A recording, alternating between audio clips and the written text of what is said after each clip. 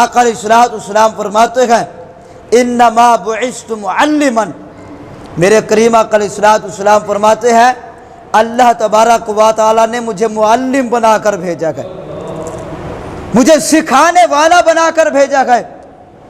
اور آقا علیہ الصلوۃ والسلام وہ معلم ہے، محبوب علیہ الصلوۃ والسلام دنیا کے کسی بھی مدرسے میں نہیں پڑھے، کسی بھی جامعہ میں نہیں پڑھے۔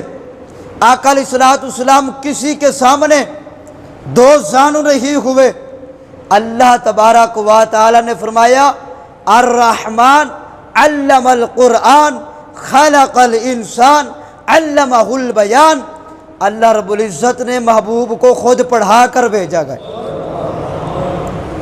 اور جب پڑھانے والا اللہ ہو، پڑھنے والا محبوب علیہ الصلوۃ والسلام ہو، تو پھر اندازہ کرو اس محبوب کا علم کتنا ہوگا۔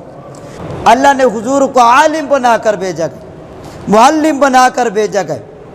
آقا علیہ الصلوۃ والسلام وہ معلم ہے۔ حضور صلی اللہ علیہ وسلم کے صحابہ، اب دیکھو دنیا کا جو استاد ہوتے ہیں نا دنیا کے، اگر کوئی حافظ ہے تو وہ صرف حافظ ہی بنا سکتا ہے، سمجھیے گا باتوں کو۔ اگر کوئی عالم ہے تو وہ صرف عالم ہی بنا سکتا ہے، اگر کوئی حکیم ہے تو وہ صرف حکیم ہی بنا سکتا ہے، اگر کوئی ڈاکٹر ہے تو وہ ڈاکٹر ہی بنا سکتا ہے، اگر کوئی قاضی ہے تو وہ صرف قاضی ہی بنا سکتا ہے، اگر کوئی جج ہے تو وہ صرف جج ہی بنا سکتا ہے، اگر کوئی غازی ہے تو وہ صرف غازی ہی بنا سکتا ہے۔ کریم آقا کی ذات وہ ذات ہے، میرے نبی کی ذات وہ ذات ہے، میرے محبوب نے کسی کو عالم بنا دیا، سبحان اللہ تو کہہ دو یار، میرے محبوب نے کسی کو عالم بنا دیا، حضور نے کسی کو حافظ بنا دیا، حضور نے کسی کو غازی بنا دیا، حضور نے کسی کو حاجی بنا دیا، حضور نے کسی کو شہید بنا دیا۔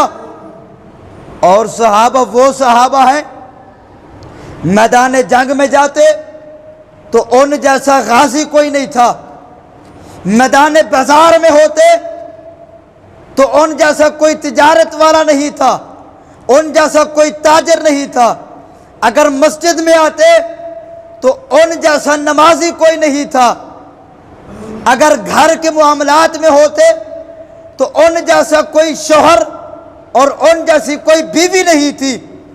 مکدی گل مقادمہ، صحابہ شاگرد ہونے میں بے مثال تھے، میرا نبی استاد ہونے میں لاجواب تھا۔ تو اللہ رب العزت نے حضور کو معلم بنا کر بھیجا ہے۔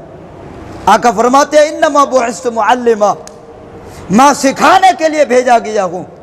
اور حدیث پاک میں آتا ہے خیرکم من تعلم القرآن وعلمہ، حضور کریم فرماتے ہیں لوگو تم میں سے بہترین بندہ وہ ہے، بہترین لوگ وہ ہیں جو قرآن سیکھتے ہیں اور قرآن سکھاتے ہیں۔